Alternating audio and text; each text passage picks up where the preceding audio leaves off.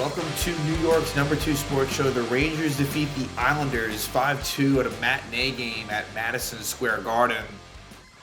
And Igor Shesterkin really, again, was the backbone for the Rangers, making 35 saves on 37 shots. One bad goal for Shesterkin, but surrounded, that was just unbelievable saves, really on both sides. Ilya Sorokin for the Islanders as well. Even though he allowed 4 goals, the 5th Ranger goal was an empty net goal. Sorokin, I thought, made a lot of good saves too for the Islanders. So not a whole lot of defense. The Islanders were really undermanned. They're without Matt Barzal, Anthony Duclair, Alexander Romanov, Adam Pelech, Mike Riley. So certainly they are, not anywhere close to full strength. That said, the Rangers played a better game than they had been, but really, I still think that much room for improvement. But along the way, Rangers are 8-2-1. So even though the Rangers through 11 games, I think it's been pretty defensively inconsistent, and that might be nice. They're still finding ways to get points at a pretty good clip. So the Rangers in this game, lineup changes, forwards and defense. Now, what I'll say is for the forwards, these were units that we haven't seen. For the defense, these are unfortunately ones that we have seen before. So Jimmy Vesey, first off, he makes his season debut. So he was out for those 10 games. He returns. Matt Rempe was sent down to Hartford. I would expect him to be down there for the foreseeable future. And Johnny Brodzinski was the healthy scratch. So I think it's going to be one of those things where Brodzinski, he'll work his way into the lineup every now and then, but I wouldn't say too much. So, Vesey's going to get the lion's share of opportunities on the fourth line. And with the way that, Sam Carrick and Adam Edstrom have been, I think, it's going to be one of those things where, that's kind of what it's going to be. But on defense, it would be Zach Jones in the lineup in place of Victor Mancini. And let's talk about the D pairs first. So they went back to Lindgren Fox, they went back to Miller Trouba, and then it was Jones Schneider. So this is kind of like what you would have seen in the last couple of seasons. And that to me is not the right way to go.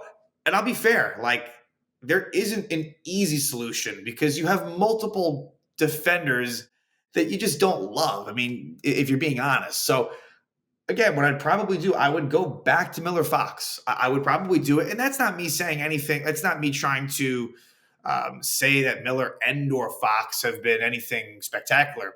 Certainly in the case of Miller, just a lot of turnovers. I don't think he's played all that well. But I think those two together probably make sense. And then kind of pick your poison, I guess. I had suggested in the last episode the idea of maybe doing Jones with Trouba on the third pair, or whatever you want to call it, I guess, and then Lindgren with Schneider on the second pair. I don't think they're going to do that. And so taking that one out, I'd maybe go back to what we saw earlier in the year, which was, again, Miller Fox, Schneider on the left with Trouba, and then Lindgren with Jones or Mancini. I know it's unideal in the fact that if it is Jones, it's 2 lefties on one pair and 2 righties on another pair, but I just think that gives you probably a better opportunity. And not to say that Zach Jones had some unbelievable game today, but I still like him in the lineup. I like what he brings. But I know that they want to get Mancini in there. So look, next game against Buffalo, which is on Thursday, I wouldn't be surprised if they go back to Mancini and Jones is going to be the one that sits. It's going to be between those two basically every time. So we'll see what they do, but that's the defensive situation, and I don't feel good about it overall. Not at all. And the problem is I don't know how much it's going to change in a positive way. So that's that. They wanted to go back to the pairs that we've been accustomed to. For the forwards, they actually make some pretty significant changes. Fourth line stays the same, other than, of course, Vesey going into the lineup, but, of course, Carrick centering Edstrom on the left. But they made changes to the other 3 lines. And I guess in terms of what was deserved, it's unfortunate, but I kind of understand some of the changes. So Zibanejad ends up playing with Panarin and Lafreniere. So where that was Trocheck, obviously, it's now Zibanejad. And Mika had a pretty good game, but he had 3 assists. But the 3 assists that he got, penalty kill with Kreider, power play, just a regular primary assist on a Panarin goal, and a secondary assist on an empty net goal. That said, I thought that Zibanejad did have a better game. And I think that if he were to have success, being with Panarin and Lafreniere will probably get it done offensively.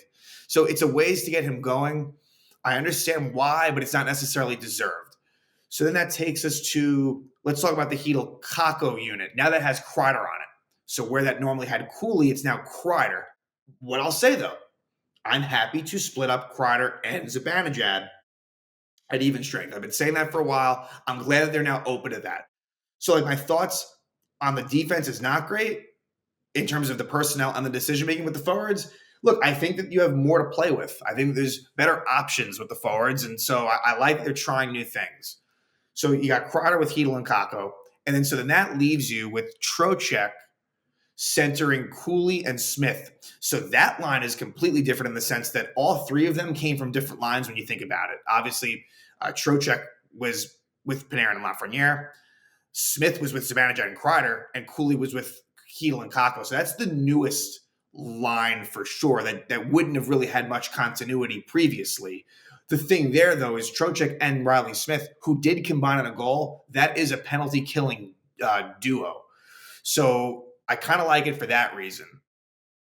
And yeah, I thought the lines, all in all, were pretty good. This is a way to get Zibanejad going more than anything else, because it's interesting. Like Cooley, Hedl, Kakko was so good, and yet they didn't mind making a tweak there. And so Kreider takes the spot on that line. So Rangers get on the board early. Jacob Trouba takes a holding the stick penalty at 3:12. He holds the stick of Anders Lee again for Trouba.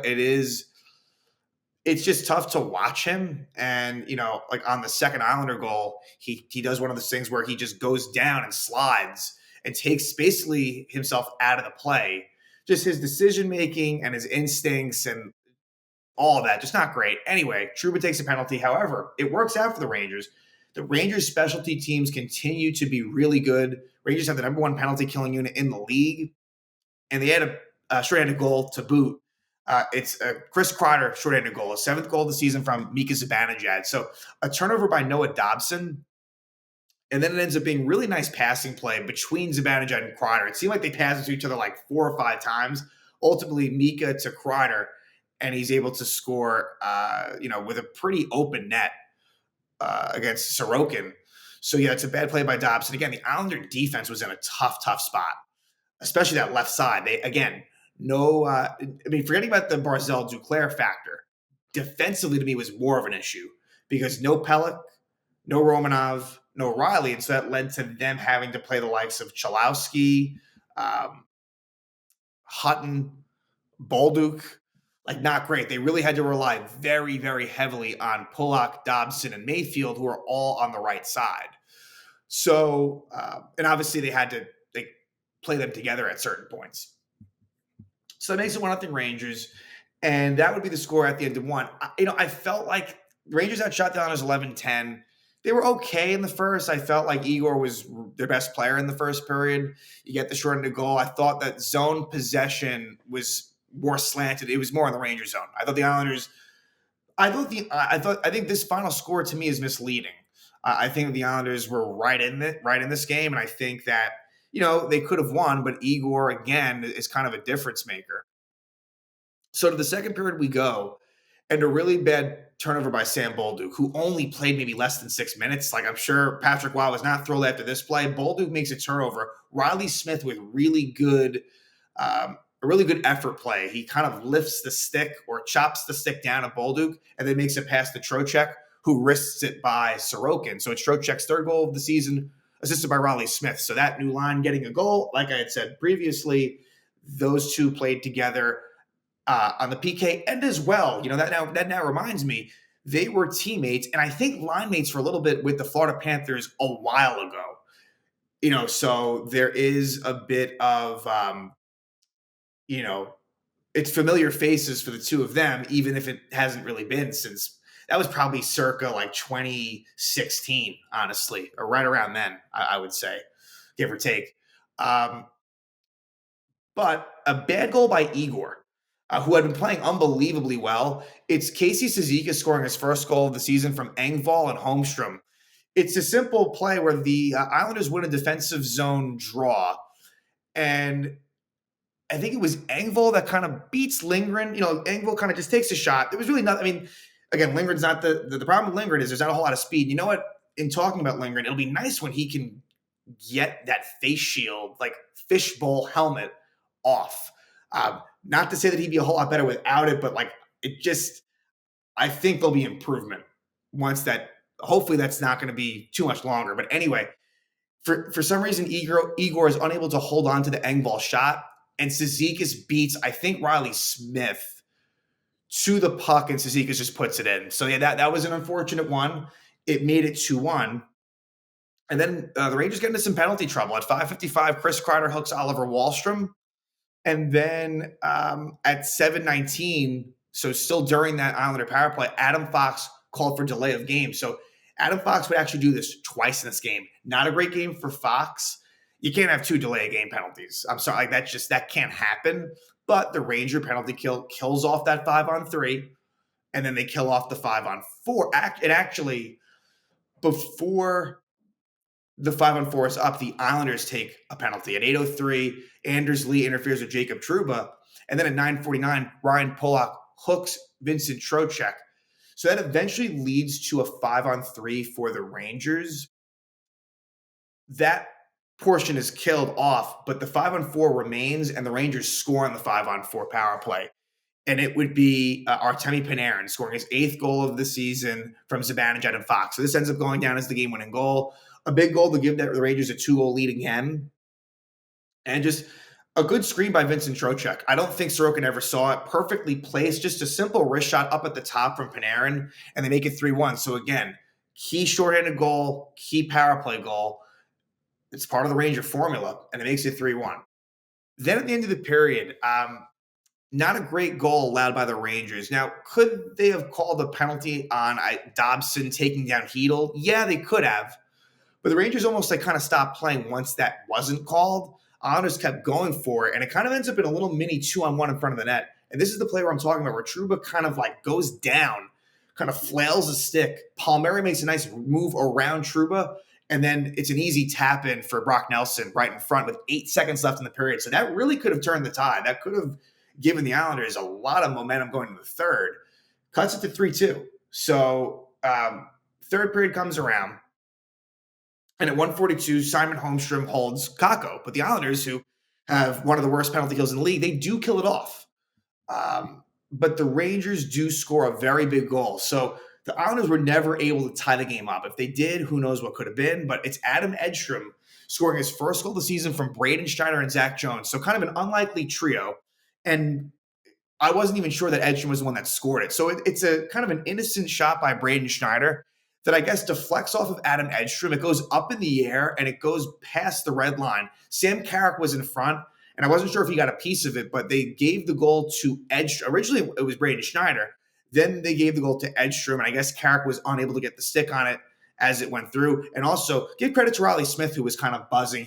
I guess it was during a line change, and so Smith was on instead of Easy, and so that gives the Rangers a 4-2 lead.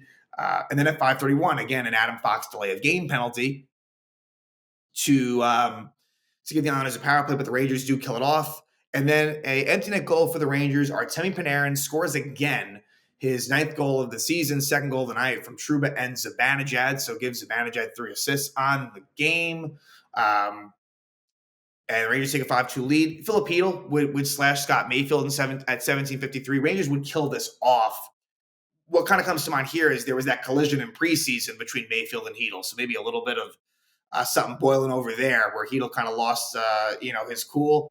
It doesn't end up hurting the Rangers. They win by a score of 5-2. Again, Shesterkin has been so good. 35 saves, on 37 shots. Panarin just doing what he does now with 9 goals in 11 games. And good to see Zibanejad with 3 assists, but I still want to see some more 5-on-5 production from him. And hopefully playing with Panarin and Lafreniere can do that. Really impressive goaltending performance, as you would kind of expect in a matchup between Shesterkin and Sorokin. So Rangers are 8-2-1. They will, it's kind of a weird long sort of homestand where they're not going to play again until Thursday, but it is a home game against the Buffalo Sabres, a team that is certainly beatable. They are off to a pretty slow start.